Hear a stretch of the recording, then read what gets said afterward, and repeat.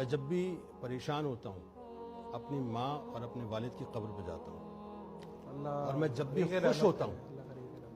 خوش ہوتا ہوں اپنی ماں اور اپنے والد کی قبر پہ جاتا ہوں۔ میں اپنی ہر بات جا کے اپنے والدین سے شیئر کرتا ہوں، ہر بات، اپنی ہر بات۔ یہ مرتے نہیں ہیں، یہ نگاہوں سے اوجھل ہو جاتے ہیں۔ واہ واہ واہ واہ!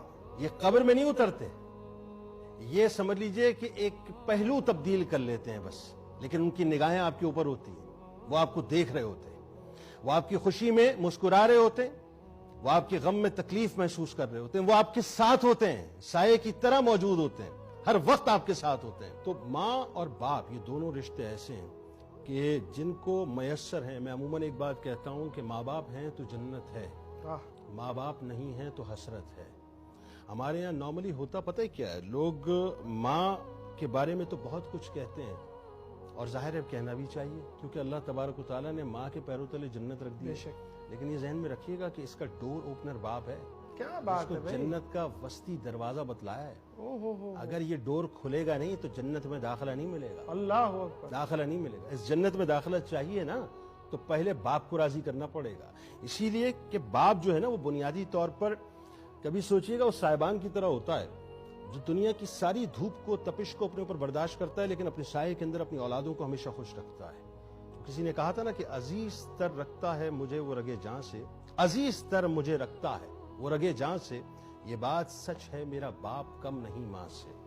وہ ماں کے کہنے پہ کچھ روب مجھ پہ رکھتا ہے، یہی ہے وجہ مجھے چومتے جھجکتا ہے۔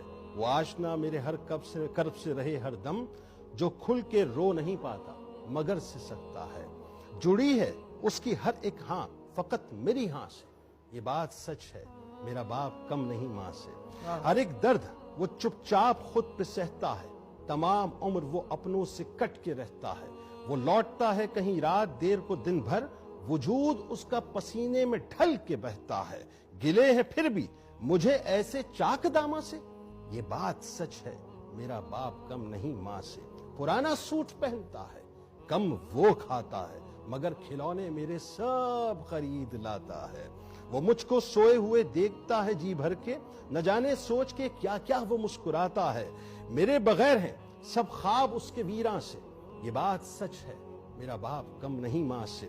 خدا کا شکر ادا کریں صاحب کہ اللہ تبارک و تعالیٰ نے ماں باپ جیسی نعمت دی، اور اگر گھر میں ہیں تو ان کے قدموں سے لپٹ کے ان سے دعائیں کرائیں اور ان کی ہاں میں ہاں ملائیں، قدرت آپ کی ہاں میں ہاں ملانا شروع کر دے گی۔ یہ عموماً میں نے دیکھا ہے لوگوں کو کہ لوگ جو ہیں وہ اپنے ماں باپ کو گھر سے نکال دیتے ہیں۔ میں نے کئی کیسز میں نادر بھائی بڑے پروگرامز کیے، ایدی ہوم جا کے دیکھا، میں نے کئی اولڈ ہاؤسز میں جا کے دیکھا، کیوں نکال دیا، کیا کہہ کے نکال دیا، آیا کہہ کے نکال دیا، آپا کہہ کے نکال دیا، دیوانہ کہہ کے نکال دیا، پاگل کہہ کے نکال دیا، پگلی کہہ کے نکال دیا۔ جتنی نوجوان پوت ہے نا آج جو یہ سمجھ نہیں رہی، مطلب ہمارے یہاں پرابلم کیا ہے، آپ کو پتہ نہیں ہے کہ اس دور میں ہو کیا رہا ہے۔